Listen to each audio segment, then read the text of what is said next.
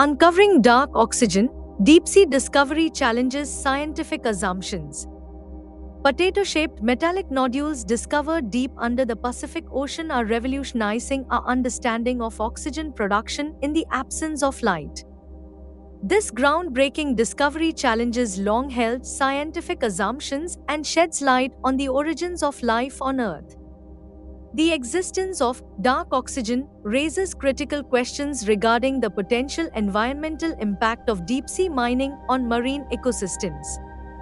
As an increasing number of countries and companies express interest in exploiting deep-sea resources, the International Seabed Authority faces mounting pressure to establish stringent regulations that safeguard the delicate balance of the seabed and protect marine life. The recently uncovered phenomenon of dark oxygen, where oxygen is produced deep beneath the ocean's surface, highlights the intricate complexities of marine ecosystems and underscores the urgent need for comprehensive understanding before engaging in deep-sea mining.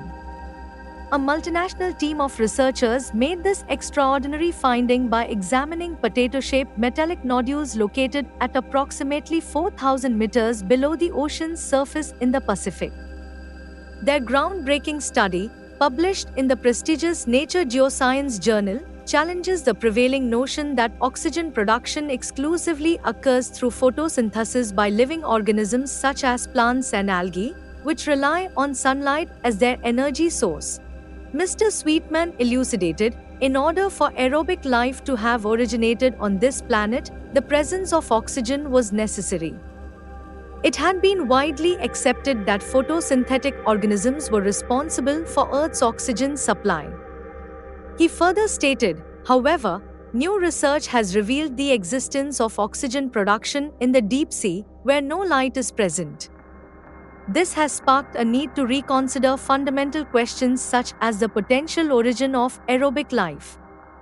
During an expedition between Hawaii and Mexico aimed at evaluating the possible impacts of deep-sea mining, a team discovered nodules from the Clarion-Clipperton Zone seabed that exhibited an extraordinarily high electric charge. This finding indicates the potential for seawater electrolysis, which can generate hydrogen and oxygen. Sweetman proposed that these nodules essentially function as rock batteries. The revelation regarding oxygen production not only highlights the necessity for further research on the largely unexplored seabed but also raises concerns about the viability of deep-sea mining plans. Proponents of deep-sea mining argue that it is crucial for accessing critical minerals essential for advancing global renewable energy, electric vehicle technologies, and mitigating climate change. However, numerous environmentalists and scientists express concerns about the potential environmental repercussions of invasive undersea activities without a comprehensive understanding of deep-sea mining's impact. While deep-sea mining could contribute to the much-needed supply of minerals required for clean technologies, it could present unforeseen environmental challenges in the future.